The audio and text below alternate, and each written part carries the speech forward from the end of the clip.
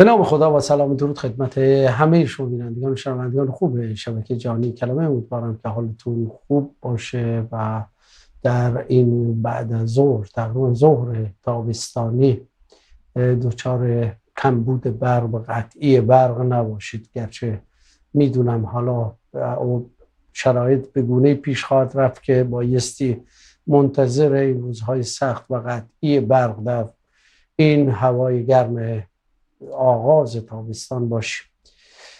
شاید برای شما یه خورده حالا تکراری باشه موضوع برنامه‌ای که ما انتخاب کردیم، باز هم در رابطه با اعدام ها، چون موضوع مهمی است، موضوعیه که قاعدتاً بایستی هر هفته در رابطه با اون صحبت کرد. جان انسان هاست که به نوعی در معرض خطر قرار گرفته و ماشین اعدام جمهوری اسلامی متاسفانه داره با شدت و حدت کار میکنه. علیرغم همه مشکلات اقتصادی، تنگناهایی که بر سر مردم پیاده شده و موضوعاتی که مربوط به جنگ و بلا تکلیفی است، هر گونه اعتراضی در رابطه با این موضوعات و سختی هایی که در نوع زندگی مردم به وجود اومده با پاسخ سخت و تلخی مواجه خواهد شد و با اتهامات بسیار بسیار ناروایی که هرگز نمیتونه با واقعیت‌های موجود منطبق باشه. ما در فوریه سال جاری نزدیک به 39 نفر اعدام سیاسی داشتیم که این آمار و ارقام در دنیا کشور ما رو در رتبه اول قرار داده. حدود 4000 نفر به نوعی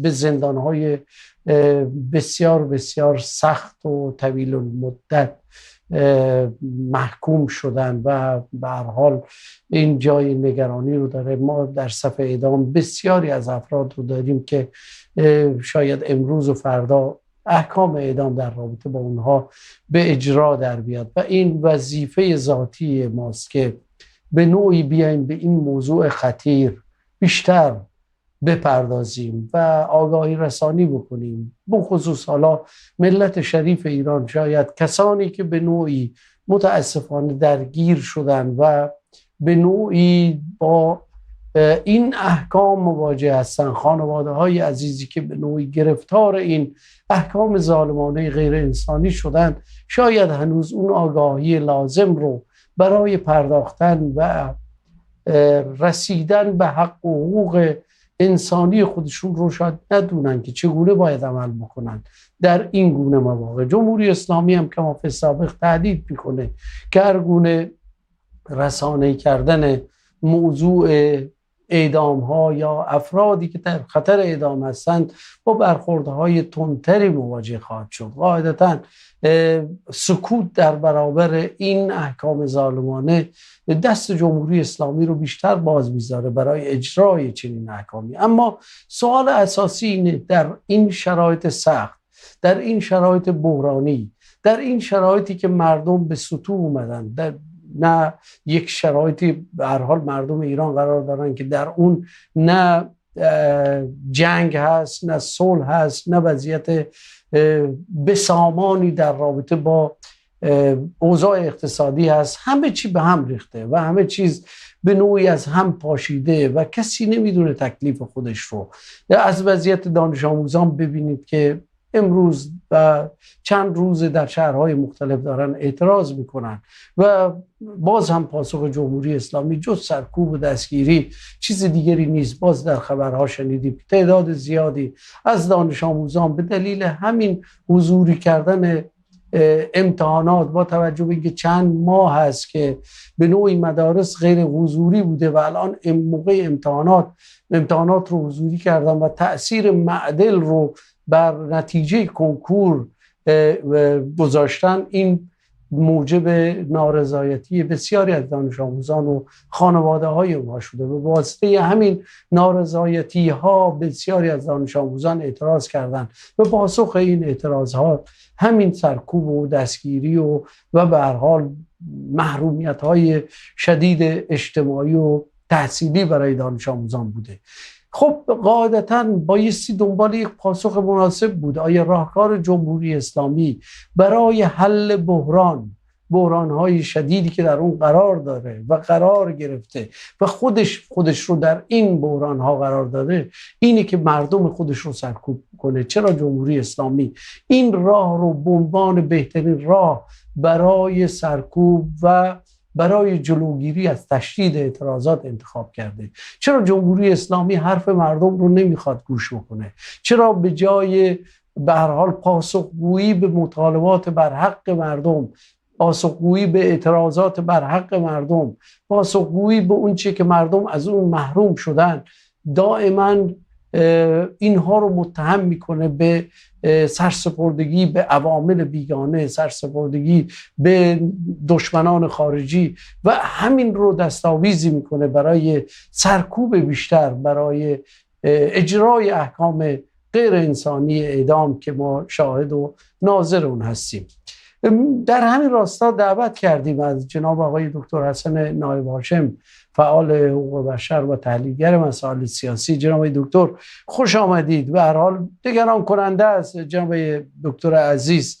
ما تقریبا هر 2 هفته 3 هفته در رابطه با اعدام ها صحبت میکنیم، اما متاسفانه باز هم شاهد تشدید این احکام ظالمانه علیه مردم ایران هستیم و چیزی نه تنها اینکه فرق نکرده بلکه افزایش هم پیدا کرده و این خطر وجود داره که خیلی های دیگر در معرض چنین احکام ظالمانه قرار بگیرن و اعدام بشن.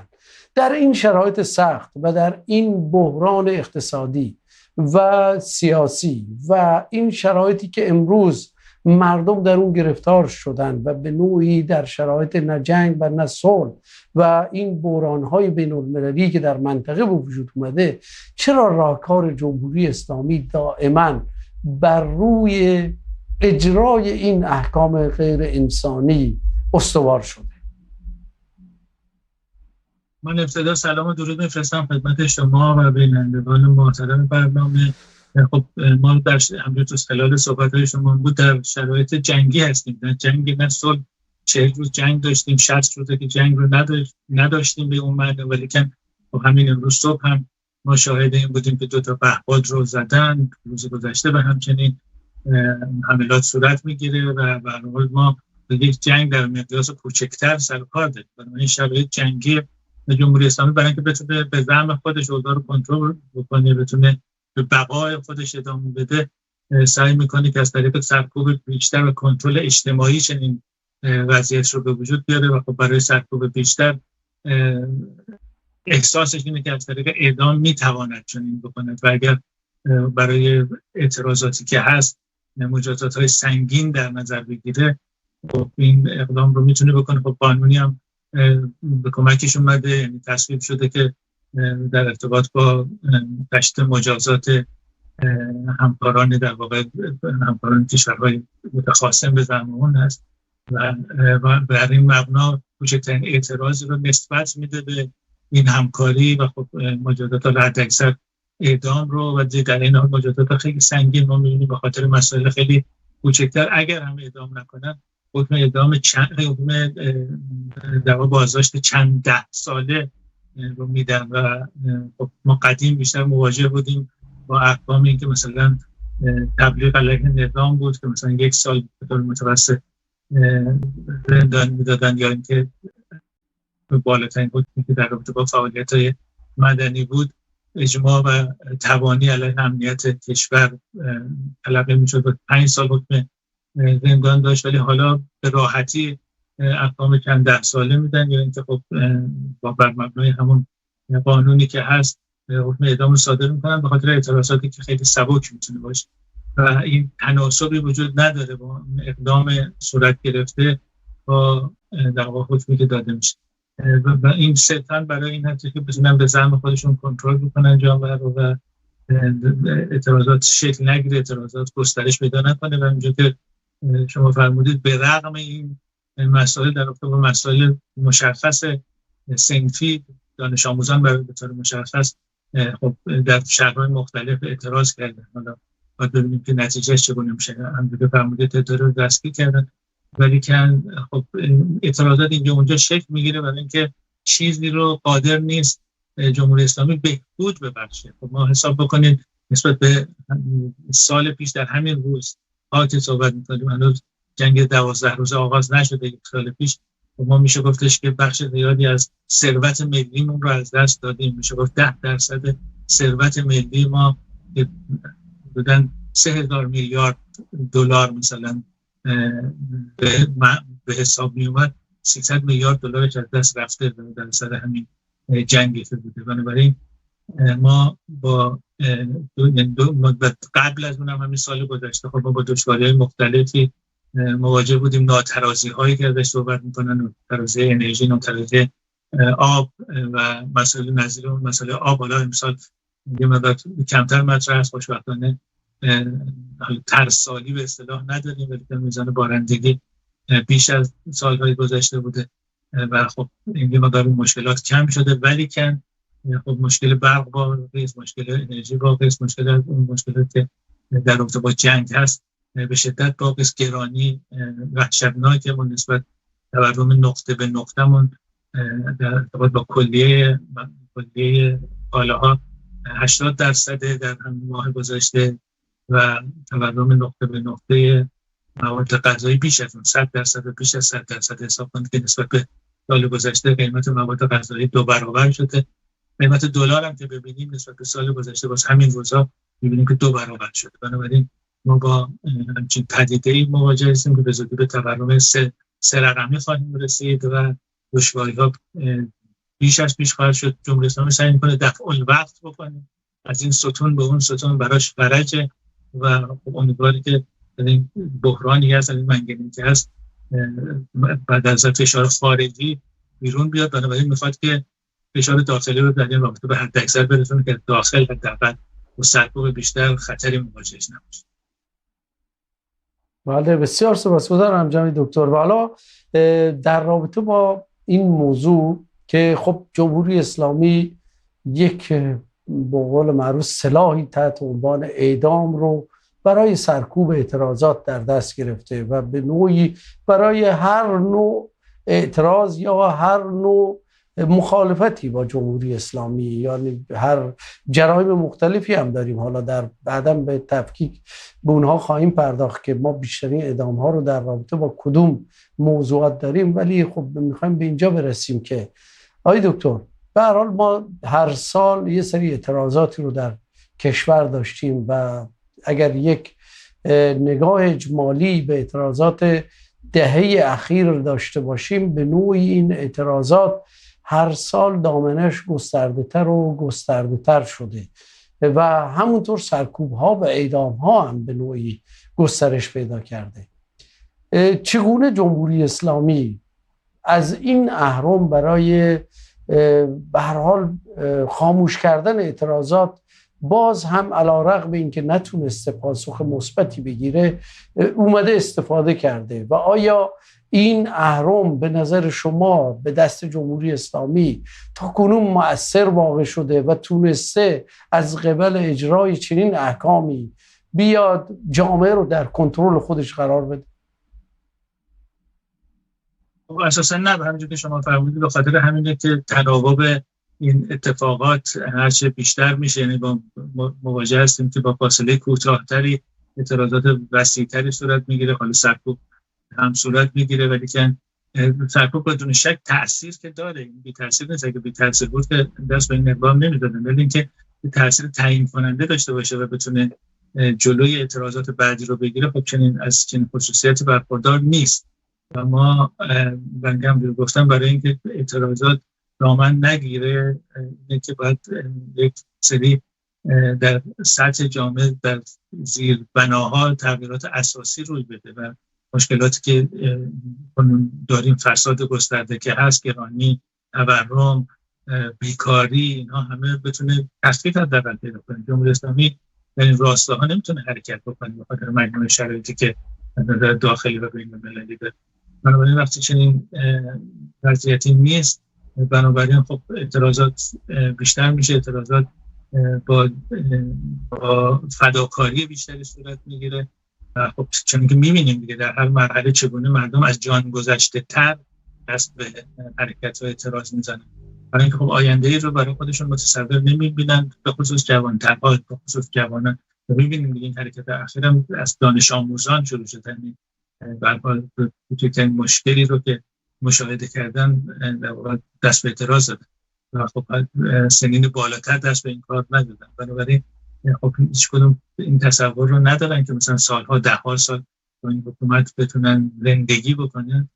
بنابراین خب دست به اعتراض میدن. خب سرکوبی که هست قطعا تا یه حد معینی میتونه تاثیر داشته باشه، ولی تناسب داره با اینکه از این طرف چقدر اعتراضات گسترده تر بشه و چقدر اعتراضات عمیق تر باشه، هم از نظر آگاهی، هم از نظر عنصر فداکاری و از جان گذشتگی در رابطه با این قضیه. و با خاطر همین باید انتظار داشته نه چندان زود دیر اعتراضات وسیع بعدی شکل بگیره که خب باید حتما درس گرفت از اتفاقات قبلی و بیگدار به آب نزد، دست به حرکت‌های، یعنی با این امید که تغییرات خیلی سریع روی میده دست به مثل همین در واقع اسیر هیجانات عمومی نشد.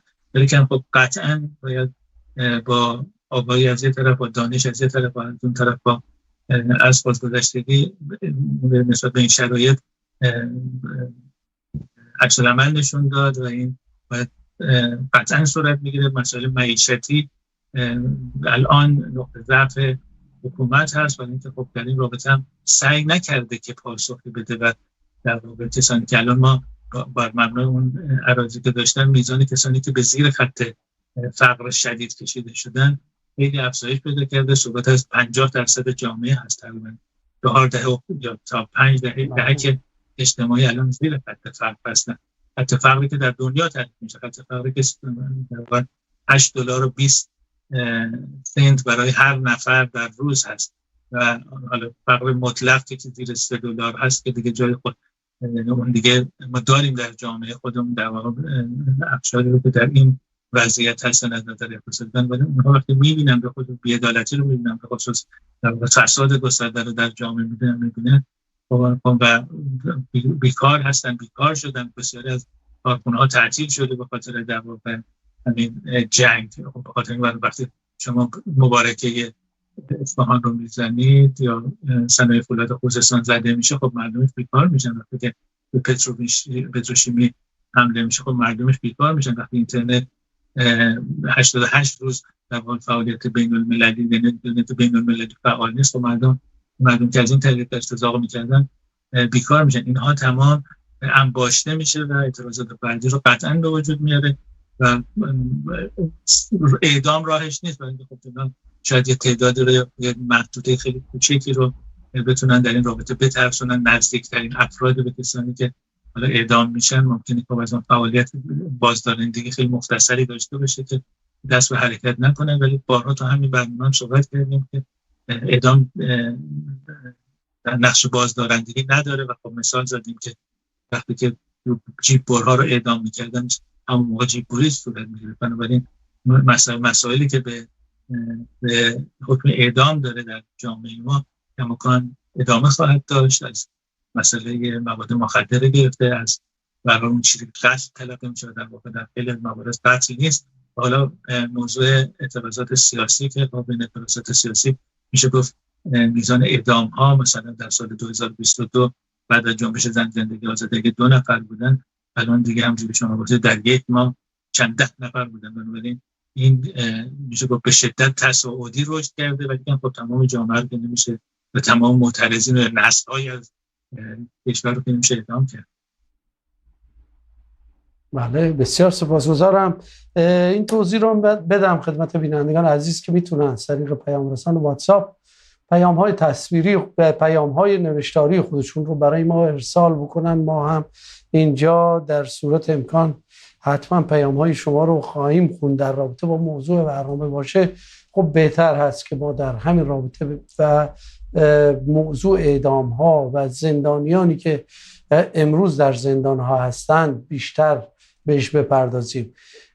آقای دکتر، آخرین آمار در رابطه با اعدام‌ها و اینکه چه جرائمی از نظر جمهوری اسلامی بیشترین اعدام ها رو به خودش اختصاص داده و ما در رابطه با درصد افزایش به حساب اعدام های سیاسی و عقیدتی چقدر نسبت به سالهای گذشته افراد بیشتری رو داشتیم که مورد چنین احکام ظالمانه قرار گرفتن. خب ما آماری که خب در سال گذشته هم داشتیم در مجموع یه مقدار خب متفاوت بود، یعنی برای اینکه ارگان‌های مختلفی که رصد میکنن این موضوع رو خب یه مقدار متفاوت هستن و به هر حال آماری که قابل استنادتر از بقیه آمار هست خب قاعدتاً آمار سازمان عفو بین‌الملل هست که سال گذشته از 2159 اعدام سال گذشته میلادی صحبت کرده. در سال جاری خب ما گفتم دیگه در این 100 روز مواجه بودیم با اینکه اطلاعاتمون مجموعه نه تنها ما، منظورم که سازمان‌های که بیشتر نزدیکتر دیدبانی میکنن هم با مشکلات اطلاعاتی مواجه بودن، ولی که رقمی که بنیاد برومند داده رقمی بیش از 650 اعدام در همین سال جاری که تازه 5 ماه ازش گذشته در وارد ماه ششم شدیم هست. و خب برای این مبنا خب گفتم با توجه به آمارم عمدتاً در اون 2 ماه اول رو به صورت عادی تونسته رصد بکنه که شاید از این 650 تا نزدیک 400 نفرش تا هم 2 ماه اول بودن، یعنی بعداً همین با این 100 روز مواجه بود. سازمان حقوق بشر ایران هم که خب رصد میکنه و همین 1-2 هفته پیش از حدود 120 تا رو تونسته بود که بتونه در واقع راستی آزمایی کنه و تایید بکنه. آمار امروز این سازمان 259 نفر است، یعنی در سال جاری میلادی، ولی این 259 تا خب نسبت به آمار واقعی با توجه به این وقفه 100 روزه خیلی کم هست. و حتما میدونیم دیگه که درصد زیادی از اعدام ها رو جمهوری اسلامی به صورت مخفی انجام میده، یعنی اینکه اعلام نمیکنه. اینها سازمان هایی که رصد میکنن خب شاید یه مقدار راحت‌تر میتونن اونها که اعلام میشه مطرح بکنن و بقیه رو باید از طریق خانواده ها، از طریق امکاناتی که در زندان ها ممکنه به وجود بیاد، اخباری که داخل زندان ها بیاد بتونن ازش مطلع بشن. بنابراین خب ما همیشه از حداقل ها صحبت میکنیم. بنابراین یه حداقل 250 نفر یا یه حداقل 650 نفر حداقلی هستش که میزان اعدام های سال جاری میلادی داریم. چه جرائمی بیشتر بوده؟ چه مواردی رو ما داشتیم که بیشترین سهم اعدام ها رو به خودش اختصاص داده؟ ببینید در 10 سال گذشته خب ما میدونیم که 10 سال پیش بعد از این میشه که 1 سال بعد از اینکه برجام تصویب شد، برای اینکه خب با جامعه بین الملل یه تعامل بیشتری بتونن داشته باشن، یه ماده واحده‌ای رو تصویب کردن که بر مبنای اون میزان موضوعات مربوط به مواد مخدر اعدام‌هاش به شدت کم شد. یعنی ما وقتی که اعدام داشتیم در حدود 1000 تا در سال 2015 میلادی به حدود 250 تا در سال 2016 رسیدیم، 1 سال بعد از اون زمان رو به افزایش پیدا کرد. تا 2-3 سال پیش میزان آمار به اصطلاح قتل یا قصاص بالاتر بود از مواد مخدر، ولی الان در حال حاضر بیشترین میزان اعدام ها در رابطه با مواد مخدر هست و بعد قتل یا قصاص و بعد دیگه موارد مختلف دیگه. حالا چون میدونیم در ایران حالا در حدود 20 چون میدونیم در خیلی جالب هست. حالا بفرمایید دکتر. چون میدونیم در ایران موارد عدیده‌ای هست نسبت به کشورهای دیگه، هم کشورهای دیگه خب موارد خیلی معدودی رو دارن برای اعدام. مثلا فرض کنین که یک قتل فجیعی صورت بگیره یا قتل زنجیره‌ای صورت بگیره، اونایی که اعدام میکنن خیلی از کشورها که خب میدونیم که تقریبا 2/3 کشورهای دنیا اساسا در هیچ موردی اعدام نمیکنن، ولی اونایی که اعدام میکنن در این موارد اعدام میکنن. جمهوری اسلامی به دلایل مختلف، از اینکه خب کسی مشروب چند بار بخوره یا اینکه نمیدونم فرض کن به نوع رابطه جنسی نامطلوب از نظر اونها رو چند بار داشته باشه یا اینکه خیلی از موارد مختلف هست که منجر به اعدام میشه و ولی عمده ترینش در واقع این دو موضوع هستن. موضوع مثل قتل‌های سیاسی عقیدتی خیلی کم بود، ولی خلال صحبتامون میشه گفتش که چند ده برابر شده. یعنی که الان دیگه موضوع اعتراضات هم به هر حال بیشتر وجود داره، ولی مبنا میزانش خیلی بیشتر شد. بنابراین اون موضوعات هم که مربوط به مواد مخدر هست، خب مثلا ما خیلی موقع پرونده سازی‌هایی رو دیدیم که فردی مثلا فرض کن اون بازجو میگه من به تو رحم کردم، مثلا موقع بازجو، موقع در واقع از منزلت داشت تفتیش میشد، ماده مخدر اونجا نذاشتن، کافی بود بذارن که تو دیگه پرونده‌ات خیلی سنگین‌تر بشه. بنابراین خیلی از افرادی که به خصوص در مناطق اطراف کشور هستن، در کردستان، بلوچستان، اونها و از طبقات اجتماعی هستن که کمتر دسترسی به وکیل و کمتر دسترسی به رسیدگی حقوقی دارن، اونها رو خیلی راحت، حتی اگر فعالیتشون سیاسی باشه و عقیدتی باشه، بر مبنای در واقع اعترافاتی که در رابطه با مواد مخدر هست یا اینکه حتی پرونده سازی برای اونها از طریق جاسازی های مواد مخدر انجام میدن. بنابراین ما مجموعه اعتصامی که در رابطه با مواد مخدر هم اعدام میشوند برامون قطعیت نداره که همشون واقعا در ارتباط با اون موضوع هست و میتونه راجع به موضوعات دیگه‌ای باشه که روی زمینه‌های پرونده سازی پرونده‌های این گونه برای اونها ایجاد شده باشه. بله بسیار عالی. حالا در رابطه با اعدام‌ها شما اشاره کردید که بخش اعظمشون برمیگرده به موضوعات مواد مخدر یا موضوعات مربوط به قتل. در این رابطه هم جناب دکتر خیلی حرف و حدیث زیاد هست، یعنی در رابطه با اعدام‌های مربوط به مواد مخدر کسانی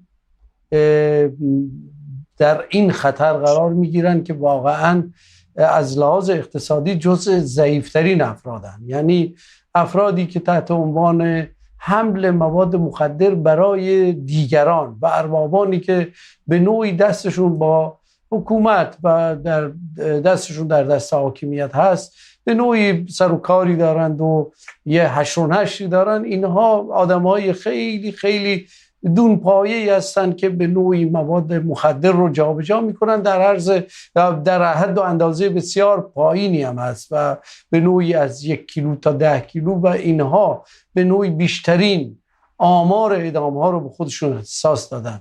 یعنی به نوعی اون قاچاقچی گردن کلفتی که به نوعی مواد مخدر رو در حد توناژ بالا جابجا میکنه، با توجه به اینکه خب از همه مواهب برخوردار هست، ارتباطات خوبی داره و یک شرکای بسیار قدرتمندی در بدنه حاکمیت داره، قاعدتاً هرگز نه گرفتار میشه و نه به نوعی به مجازات محکوم میشه. اینها افرادی هستند که شاید به نوعی مزاحمت برای اون بازار کلان مواد مخدر ایجاد میکنن که برخی از اعضای سپاه پاسداران با اون دست و به قول معروف دست به سر و کار دارن و بیشتر این افراد ضعیف هستن که به نوعی گرفتار میشن. در رابطه با قتل هم یعنی بایستی این رو برگردونیم به موضوعاتی که در جامعه وجود داره. واقعا جامعه‌ای که ما امروز شاهدش هستیم یه جامعه متاسفانه باید بگیم به دلیل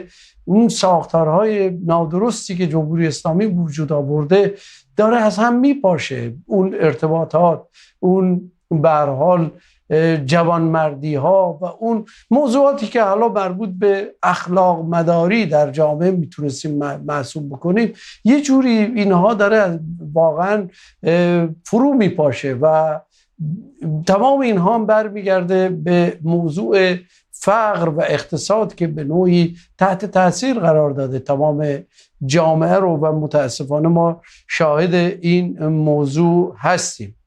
دوستی پیام داده جناب دکتر، جامعه بین المللی چه اقداماتی در واکنش به نقض حقوق بشر در ایران انجام داده است و بخصوص در رابطه با اعدام ها؟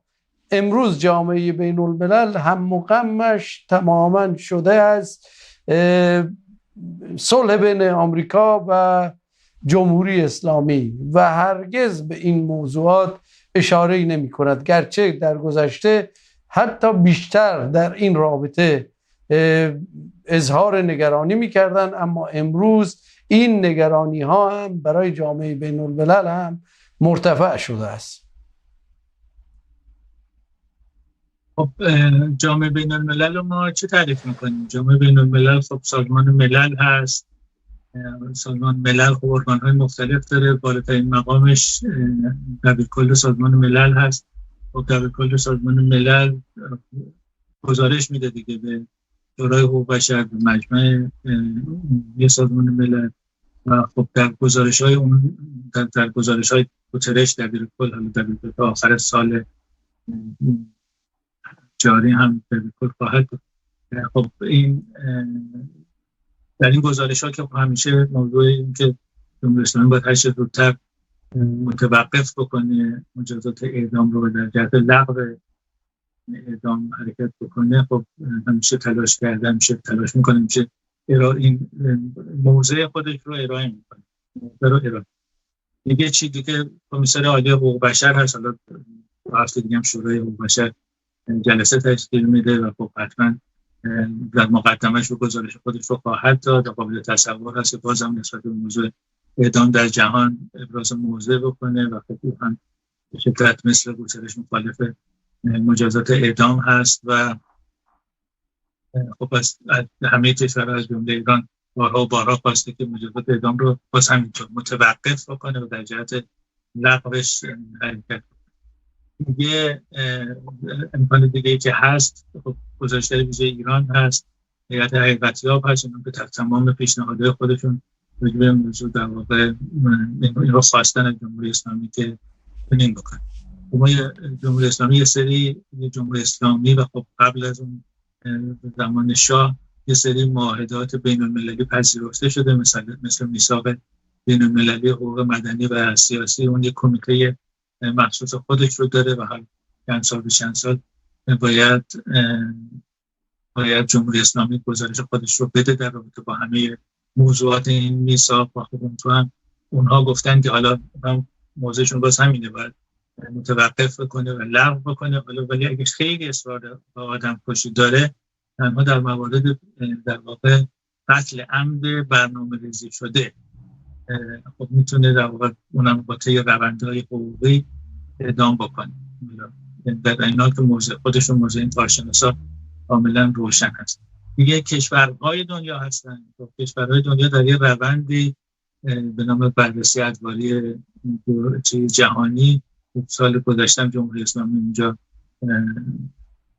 پروندهش بررسی می شده، بیش از 50 کشور دنیا مستقیما خواستن که جمهوری اسلامی هر چه زودتر متوقف کنه مجازات اعدام رو در جهت لغوش حرکت بکنه. کشورهای دیگه هم خودشون این اقدامات انجام میدن در کشور خودشون، بنابراین اونها هم در واقع جزو این خواستاشون تو اون پروسه نبوده، ولی خب اونها هم همچین چیزایی رو از جمهوری اسلامی میخوان. بنابراین این تمایل عمومی جامعه جهانی این هست. ولی که حالا به همون بخش دوم سوال شما برگردیم، اونه که اینها در ارتباط با توصیه هست. تمام اینها میتونن به جمهوری اسلامی توصیه بکنن و تو قطعنامه ها که خب میاد، قطعنامه‌های مختلفی که شورای حقوق بشر میده، مجمع عمومی، ولی در دنیا اون حالا در سازمان ملل اون نهادی که میتونه اقدام بکنه شورای امنیته. و شورای امنیت هم اقدامی که میکنه یا تحریم یا جنگه. الان خب ما در معرض هر دوتاش هستیم، نه از جانب شورای امنیت، بلکه خب در اثر این که خب مثلا آمریکا و بعضی کشورها فکر میکنن که خب کافیه که اونها یک جانبه این تحریم رو انجام بدن که وضعیتی رو به وجود میاره که دودش چشم مردم میره و نه چشم حاکمیت. و جنگ هم خب تجربه کردید دیگه، بنابراین همه میدونیم که جنگ مسائلش چقدر زیادی، بنابراین خب تمام تلاش اونایی که مخالف اعدام هستن در وهله اول صرف این میشه که جنگ نباشه، که در دل نبودن جنگ بشه راجع به این موضوعات صحبت کرد. خود ما الان تو این 100 روز گذشته، تو 40 روز اول خب بیشتر خودمون متمرکز بودیم رو مسائل جنگ و در دل اون جنگی که بود جمهوری اسلامی راحت اعدام میکرد و خب تحت شعاع قرار میگرفت مسائل مربوط به اعدام نسبت به جنگ خود ما سه‌شنبه اعتراض می‌کردیم، از این صحبت می‌کردیم خب جمهوری اسلامی روز 10 نفر داره می‌کشه و جنگ روز 100 نفر می‌کشه. یعنی در وقتی از حق حیات هم می‌خواستیم دفاع بکنیم مجبور بودیم این حقیقت رو بگیم دیگه. وقتی در این شرایطی قرار می‌گیریم، الان هم تو این 60 روز دوم هست که الان این امکانو داریم که با هم دیگه در رابطه با موضوع اعدام صحبت کنیم. اگر امروز هم بمب بر سر مردم میری، خب ما بیشتر طبیعیه که توجه هممون به اون موضوع معطوف میشه، برای اینکه روزی فرض کنیم به طور متوسط 100 نفر کشتن و حالا با مواجه هستیم که روزی 10 نفر. بله بسیار عالی. حالا در رابطه با جنگ هم که گفتید، واقعا یه موضوع باز نگران کننده ای که هنوز سایه‌اش بر سر خاک ایران وجود داره و جنگ در هر نوعش خب قاعدتا نمیتونه مناسب باشه. شاید به نوعی جمهوری اسلامی هم خواستار این جنگ باشه. من بارها گفتم و این رو اعلام کردم، برای برخی از کسانی که در جمهوری اسلامی دستشون به هر حال بر کرسی حکومت تکیه داده شده، به نوعی شاید جنگ نعمت محسوب بشه. خودشون هم میگن جنگ نعمت براشون. این ورم کسانی هستن که دوستان عزیز واقعا جمهوری اسلامی براشون نعمت هست. یعنی کسانی که حالا این ور میگن اگر بزنن بکوبن، جمهوری اسلامی براش مهم نیست جنگ بشه نشه. اصلا اگر مهم می بود از اول جنگی اتفاق نمی افتاد و شاید هم بر اساس اون برآوردهای خودش دنبال این هست که یه جنگ دیگری هم رخ بده تا از فشارهای داخلی خودش رو رها بکنه و به زعم خودش حالا یا یک انسجام به وجود بیاره، انسجام ملی به وجود بیاره، یا اینکه بهانه‌ای دستش بیاد و بیشتر مخالفان داخلی خودش رو بتونه سرکوب بکنه. آقای دکتر، از آخرین وضعیت زندانیان سیاسی که به هر حال شنیدیم یه تعدادشون آزاد شدن، مثل نرگس محمدی و سپیده قلیان و یه تعداد دیگر، ولی فاطمه سپهری هنوز در زندان هست. وضعیت بسیار بدی هم داره. آخرین گزارشات هم حاکی از اینه که واقعا شرایط جسمی این بانوی بزرگ ایرانی خوب نیست. دیگر زندانیانی که امروز در زندان ها هستند و شرایط کلی و عمومی برای زندانیان سیاسی و امکانات حقوق بشری که در رابطه با اینها بایستی ارائه بشه در زندان‌های ایران و گزارشاتی که به شما رسیده چگونه بوده؟ میدونید که وضعیت از زندان‌ها همواره بد بوده در جمهوری اسلامی، ولی خب در این خلال 1 سال گذشته بسیار بدتر شده. خب شما میدونید که زندان اوین رو سال گذشته زدن دیگه در اون حمله که اسرائیل به انجام داد و اونا مدت آواره شدن به زندان‌های تشافویه به طور مشخص برشک و بعدن برگشتن و حالا که برگشتن شرایط فوق‌العاده بدی رو دارن.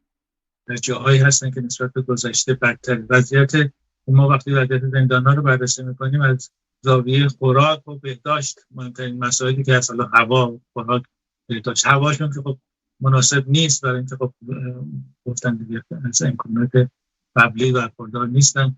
خوراکشون گفته میشه کسانی که برای خانواده دارن در زندان صحبت از این میکنن که میزان خوراک یا جیره غذایشون نصف شده. روزی مثلا 1 قطعه مرغ مثلا فرض کنید در جیره غذایشون هر 2 روز 1 بار شده و شرایط غذایشون خب نامناسب بود، نامناسب‌تر بود. خیلی مواد غذایی قبلا هم قابل مصرف نبود، به اون صورت مجبور بودن زندانیانی که حالا از طریق خانواده حمایت حداقلی رو می‌شدن اونها از فروشگاه زندان خرید بکنن. بعدن فروشگاه زندان عملا میشه گفت در خلال جنگ بسته شد و امکاناتشون از این نظر فوق‌العاده کاهش پیدا کرد. در زندان‌های بزرگ کشور مثل اوین و شاپویه اونها با مشکل ساس و سوسک و گال مواجهن. یعنی در واقع بیماری‌های انگلی در زندان‌ها بیداد می‌کنه، چیزی که در بیرون نیست اونجا وجود داره. شما به هر حال تو جامعه در حد متوسط با ساس مواجه نیستید، داره در زندان‌ها با ساس مواجه. ساس که تنه میشه گفت حشره گزنده‌ای که خب خون می‌خوره و خب واکنشات خیلی پوستی آلرژیک حساسیتی زیاد رو موجب میشه. بنابراین خب ما با همچین پدیده‌ای اولا مواجه هستیم. یا با از گال یا جرب صحبت میکنیم، خب بیشتر شاید ادبیات از این کلمات ما استفاده میکنیم در کشور خودمون، ولی در زندان ها گال وجود داره، وجود بازریقی هستش، زیر پوست میره و هر حال ایجاد بیماری میکنه. بنابراین خب این معیارها با تعهدات باز جمهوری اسلامی که باید در زندان ها نوع برخوردی هستش، نوع برخوردی باشه که در سطح کل کشور هست، مطابق قواعد نلسون ماندلا مطابقت نداره. در مورد نرگس محمدی عزیزم گفته آزاد به اون معنی نشده، بلکه در واقع درمان، برای درمان در واقع فعلا میشه گفت یه جور مرخصی دادن و همونجوری که می‌فرمایید وضعیت فاطمی سپهری، عباس واحدیان شاهرودی و خیلی دیگه، جواد لعل محمدی و خیلی بسیار بده، به خاطر اینکه مثلا در سنینی هستن که با مشکلات جدی مواجهن و اون زندانبانی که میتونه جوان باشه اصلا متوجه مشکلات افراد رالمند نباشه که خب عمدتاً بیماران هستن. و با شاید 10% زندانیان سیاسی ما از هم از نظر سنی هم از نظر مجموعه فشارهایی که بهشون اومده به خاطر اعتصاب غذاهای ممتد، به خاطر مشکلات شکنجه‌های مختلف، اینها بیمار هم هستن. بیمار هم الان مطلب احمدیان مبتلا به سرطان هست و جوان هست، جوانتر هست، میان سال هست، دیگه خب خطر جدی تهدیدش میکنه. در مورد حالا سپیده قلیان هم که آزاد شده، با پایان دوران محکومیت خیلی از افراد آزاد میشن، نه اینکه آنها آزاد کرده باشن یا به هر حال کمکی کرده باشن. در بعضی از موارد هم مثل دانشجویان آقای علی یونسی خواستار این شدن، یعنی حسین مرادی خواستار این شدن که اونا عفو بطلبن و آزاد بشن و اونا عفو نطلبیدن و نگرانی هست که باز احکام جدید براشون صادر بشه. برای تبع‌زدی 3 سال دیگر حکم زندان زدن، درون زندان هم باز برای زندانی حکم جدید صادر می‌کنیم. و مثلا برای برادران نیکبخت هادی و فضل الله، حالا هنوز محمد نیکبخت محاکمه نشده ولی نگرانی نسبت اون خیلی زیاده. برای اون 2 نفر گفته شده که حکم اعدام صادر شده. بنابراین چنین پدیده‌ای رو ما باهاش مواجهیم. یک خانم جوان مژده هاشمی فکر می‌کنم از زندان شوبیندر قزوین صحبت از این کرده که برای او ممکنه حکم سنگین چه بسا اعدام صادر بکنن به جرم جاسوسی و از اون طرف برای او تنها کسی که از مادر پیرش میتونه مراقبت بکنه و مادر پیرش توان یعنی نابینام هست و هیچ کسی با بیماری قند و مشکلات عدیده نداره.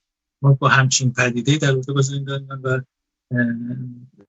بستگان اونها مواجه هستیم و جمهوری اسلامی کوچکترین توجهی، کوچکترین برخورد انسانی حداقل با این موضوعات نداره و بیم اون میره که به خیلی از موارد هم صحبت از این کرده که خیلی از افرادی داره جوانانی که سالم هم هستن و اونها گفته که شما سالم از این زندان بیرون نمیرید یا زنده از این زندان بیرون نمیرید. ما در واقع شما را اگر به طریق قانونی اعدام نکنیم با زجر کشی در زندان و با شکنجه‌های عدیده شما را از بین میبریم. بنابراین با چنین زندانبانانی، با چنین قوه قضاییه‌ای و با چنین حاکمانی ما در جمهوری اسلامی مواجه هستیم. بله بسیار عالی. باز سعی می‌کنیم یه چند تا پیام بینندگان رو هم بخونیم. یه پیام طولانی فرستادن یکی از بینندگان، من مجبورم دیگه اینجا عینکمو بزنم. دوستی پیام بعد از سلام و درود نوشته بلال رخشانی هستم از زاهدان منطقه شیرآباد، خواستم چند نکته رو خدمتتون عرض بکنم انشالله که صدای من رو همه بشنون. بابت بلا تکلیفیمون که چرا به فکر مسئولین به فکر ما نیستن من جوان 20 ساله چرا باید از هویتم محروم باشم؟ چرا از درس خواندن محروم باشم؟ چرا از خدمتی که نرفتم محروم باشم؟ ماها جوانان ایران هستیم، جذب همین کشور هستیم. چرا اشتباهایی که در تاریخ 31 شهریور 59 بزرگانمون کردن و خدمت نرفتن و دنبال مدرک شناسنامه نبودن، چرا ما جوانان امروز به اشتباه بزرگانمون در حسرت زندگی کردن و در حسرت رویاهامان بمیریم؟ چرا آرزو به دل از این دنیا بریم؟ و چرا خیلی از چراها رو نوشتید. این که به هر حال مشکل تو این بوده که بهتون شناسنامه ندادن. من فکر میکنم الان خیلی پیامتون طولانی. بخش اعظمی از حالا ساکنان سیستان و بلوچستان شناسنامه ندارن، یعنی چیزی نزدیک به اون چه که ارقام غیر رسمی میگه 500,000 نفر. دوست عزیز، 500,000 نفری که در اون منطقه سالهای سال بودن، بزرگ شدن، متولد شدن، پدرانشون اونجا متولد شدن، فاقد اسناد هویتی هستن و این یک درد بزرگی است که امروز در بلوچستان وجود داره. دوست دیگری باز پیام داده: سلام و درود بر حسین سوری و دکتر نایب هاشم. آقای نایب هاشم، آیا ترامپ دنبال معامله خودش نیست؟ آخه کی این باقی مانده رژیم رو با صلوات و اورانیوم 400 کیلویی به آمریکا تحویل میدن؟ آخه اینها بیرگ نیستن که شما سر ما رو زدید، سران سپاه با خانواده خامنه‌ای رو کشتید و تمام نیابتی‌های خامنه‌ای مثل حسن نصرالله رو کشتید. حالا به آسانی پای سفره عقل می نشینید و میگویید بله و اسرائیل قلقل میدهد نظر آقای دکتر رو جویا بشید. آقای دکتر در خدمت شما. به هر حال دوستی اینگونه پیام داده. در مورد بیشناسنامه هم گفته که بعدم نیست اشاره‌ای بکنیم به این موضوع انسانی. بله، در مورد بیشناسنامه تو دنیا 10 میلیون فرد هستن که بیشناسنامه هستن و اینکه حدود 500,000 نفرشون در ایران باشه فاجعه است. برای اینکه خب اون 10 میلیون نفر که در دنیا هستن به خاطر اینکه در خیلی از نقاط دنیا اونها کشورهایی هستن که به هیچ وجه توسعه نیافتن. آقای دکتر من عرض بکنم آمار رسمی که خود جمهوری اسلامی میده در رابطه با فقط سیستان بلوچستان 100,000 نفر رو اعلام کرده که اینا کسانی هستند که در حال تحقیقن در رابطه با اینا. اما آماری که از طریق منابع محلی به دست میاد، از طریق ریش سفیدان و معتمدین به دست میاد، رقم ها چند برابر میشه و نزدیک به 400 تا 500,000 نفر در فقط سیستان بلوچستان میرسه. در خدمت شما. چه 100,000 چه 500,000. خب حتی اگر مناطق دیگه هم فرض کنیم صفر باشه، چنین چیزی فاجعه است. برای اینکه من داشتم عرض می‌کردم که ما در مورد یعنی کشورهایی هستن در دنیا هستن که امکان آمار در اونها وجود نداره. یعنی اینقدر کشور کمتر توسعه یافته، اینقدر نهادهای مثلا اصلا ساختار نداره اون کشور که نمیتونن سرشماری کنن، نمیتونن به افراد رو پیدا بکنن که در اونها شناسنامه بدن. در رابطه با جمهوری اسلامی خب کشور ما جزو کشورهای در واقع در حال توسعه بالا تلقی میشه. یعنی اینکه اگه کشورهای دنیا رو بر مبنای ضریب توسعه انسانی 4 قسمت کلی میکنن، ما در واقع جزو اون دومی هستیم. پیشرفته مثلا به حساب نمیایم مثل کشور اروپا، آسیای بعضی نقاط آسیا یا کشورهای خلیج فارس که خب درآمد بیشتری دارن و تونستن از نظر بهداشتی و از نظر آموزشی توسعه پیدا بکنن. خب یه پله پایین‌تر هستیم، ولی جزو کشورهایی با توسعه کم یا توسعه نایافته یا خیلی کم توسعه یافته نیستیم. بنابراین باید در رابطه با کشور ما خیلی ساده باشه پیدا کردن افرادی که حالا شناسنامه ندارن و به اونا شناسنامه بدن. چه تحقیقی لازمه؟ کسی که در کشور زندگی میکنه و به سادگی میتونه بگه که در واقع آبا و اجدادش در این کشور بودن، یا حتی اگه مهاجرت کرده باشه و مدت زیادی در این کشور باشه. در کشور اروپایی خیلی بعد از چند سال مهاجرت، حالا که خیلی سخت گیر شدن مثلا 10 سال، ولی قدیم در حد 5 سال خب به تبعیت اون کشور در می اومدن. یعنی همچین تحقیقات خاصی رو عملا نمیطلبه چنین وضعیتی و خب این به صورت مشخص یک نوع تبعیض خیلی آشکار بر ضد مردمان در واقع زحمتکش ما و باید هر چه زودتر این تبعیض وحشتناک و این در واقع میشه گفت تحقیر ملی عملا از بین بره.